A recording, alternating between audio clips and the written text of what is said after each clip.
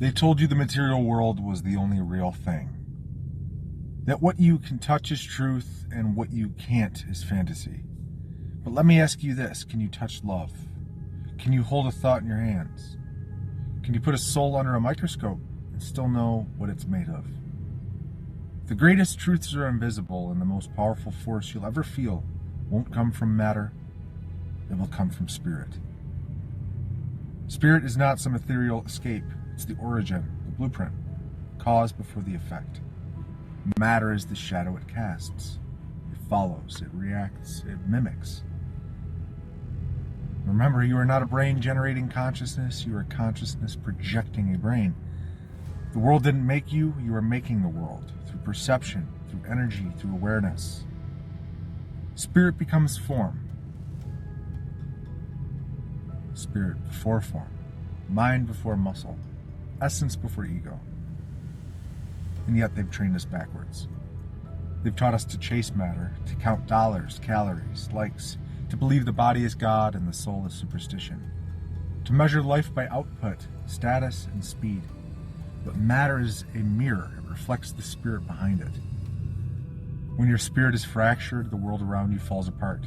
When your spirit is whole, even storms start to look like symphonies. Spirit doesn't just guide, it informs. It animates matter. It gives your flesh meaning. In my book, Spirit Over Matter, I wrote it like this. We are not here to escape the body or worship it. We are here to realize the spirit inside it, to use matter as a canvas, not as a cage. To walk the earth not as slaves to form, but as masters of vibration. Sovereign souls remembering what we are. Infinite presence passing through finite form. And here's the thing. Matter can't define you because matter ends. It crumbles, it dies. But spirit remains. That's why the ancients encoded it in symbols, because symbols pierce through form and activate memory. They knew the body is temporary, the pattern behind it is eternal. You've seen it, you've felt it, that quiet pull behind your chest, that knowing, that thing you can't explain. That's spirit, that's you, not the mask, not the role, not the trauma, but the witness behind it all.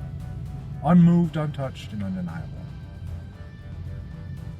So what does it mean to live spirit over matter? It means you act from soul, not from scarcity. You follow alignment, not applause. You let go of the false gods, money, image, fame, and bow to the fire within. You use your body, but don't identify with it.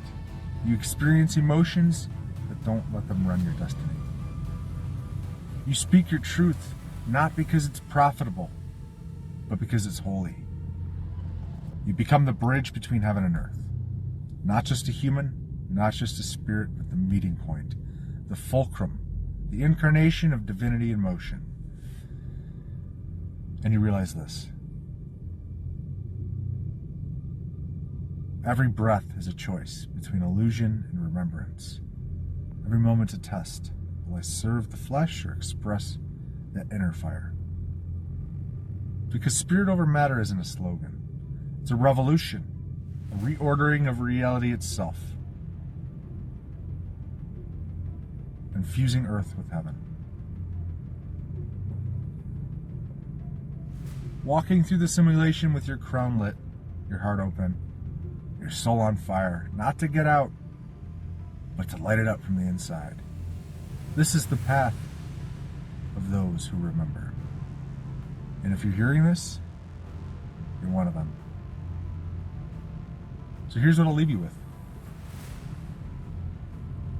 Don't let matter trick you into forgetting who you are. Don't let the illusion become your master. Don't bow to the machine when you were born to embody the flame. Rise above it. Transcend the noise. Shine through the illusion. Return to the silence that never left you. Because when you place spirit over matter, you stop reacting and you start creating. And once you start creating from that place, from soul, from stillness, from source, the world doesn't own you anymore. You shine through the illusion, and that's exactly what they fear. Grab Spirit Over Matter on Amazon. Leave a 5-star review. Humanfluence, out.